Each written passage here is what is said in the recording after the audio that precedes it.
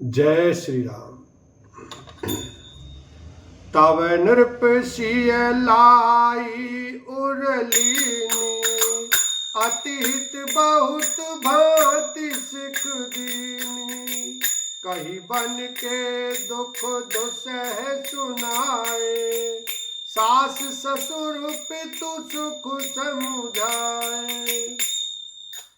तब राजा ने सीता जी को हृदय से लगा लिया और बड़े प्रेम से बहुत प्रकार की शिक्षा दी। वन के दुसह दुख कहकर सुनाए, फिर सास ससुर तथा पिता के पास रहने के सुखों को समझाया। सिय मनु राम चरण अनुरागा, घरु न सुगम बनु विषमु न लागा।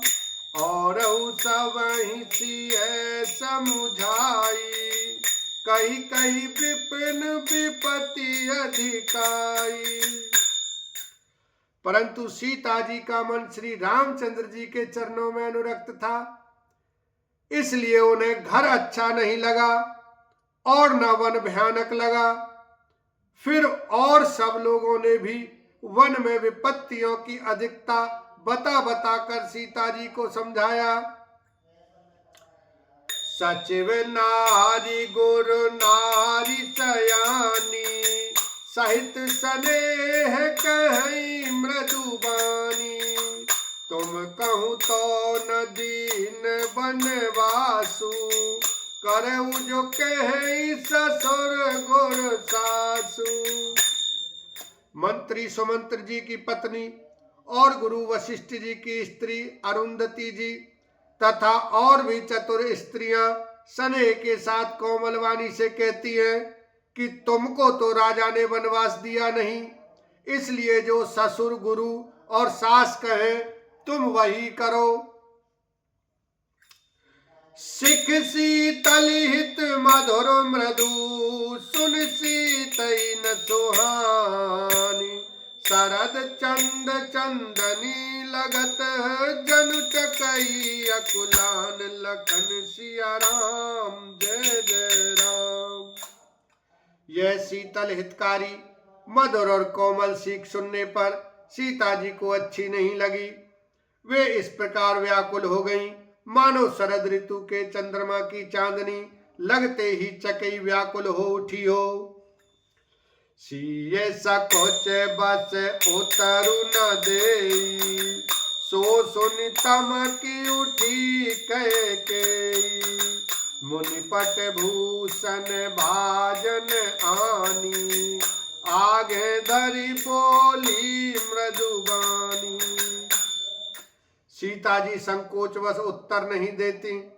इन बातों को सुनकर कैकेयी तमक कर उठी। उसने मुनियों के वस्त्राभूषण, माला, मेखला आदि और बर्तन कमंडल आदि लाकर श्री रामचंद्र जी के आगे रख दिए और कोमलवाणी से कहा, निर्पही प्राण प्रिय तुम रघुवीरा, शील स्नेह न छाड़ी भीरा। सुकृत सुजसु परलोक न साऊ, तुम्हें जान बन कही न काऊ। हे रघुवीर, राजा को तुम प्राणों के समान प्रिय हो। भीरु प्रेम बस दुर्बल हृदय के राजा शील और स्नेह नहीं छोड़ेंगे।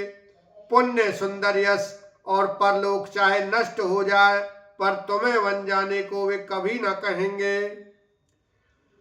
अस विचारी सोई करऊ जो भावा, राम जननी सिख सुन सुख पावा।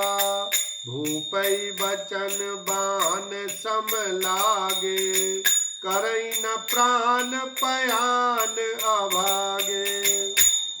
ऐसा विचार कर जो तुम्हें अच्छा लगे वही करो। माता की सीख सुनकर श्री रामचंद्र जी ने बड़ा सुख पाया, परंतु राजा को ये वचन बाण के समान लगे। वे सोचने लगे, अब भी अभागे प्राण क्यों नहीं निकलते। लोग विकल मूर्छित नर नाहु, काह करिय कछु सूझ न काहू। राम तुरत मुनि भेष बनाई, चले जनक जननी सिरुनाई। राजा मूर्छित हो गए, लोग व्याकुल हैं, किसी को कुछ सूझ नहीं पड़ता कि क्या करें। श्री रामचंद्र जी तुरंत मुनि का वेश बनाकर और माता पिता को सिर नवाकर चल दिए। सजीवन साज समाज सबो बनिता बंधु समेत, बंदी विप्र गुरु चरण प्रभु, चले गर सवई अचेत, लखन सिया राम जय जय राम।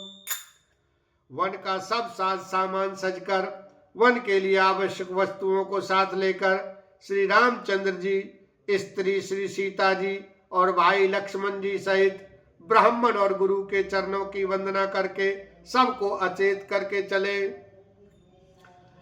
निकषि वशिष्ठ द्वार भय ठाड़े, देखे लोग बिरह दवदाड़े, कही प्रिय वचन सकल समुझाए, विप्र वृंद रघुवीर बुलाए।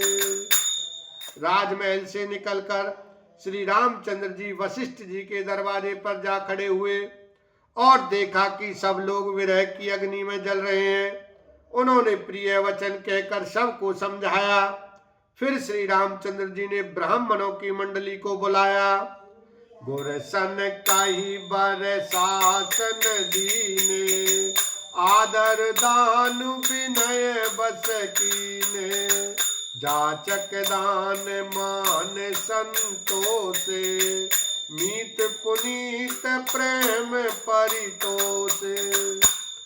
गुरु जी से कहकर उन सबको वर्षासन, वर्ष भर का भोजन दिए और आदर दान तथा विनय से उन्हें वश में कर लिया। फिर याचकों को दान और मान देकर संतुष्ट किया तथा मित्रों को पवित्र प्रेम से प्रसन्न किया।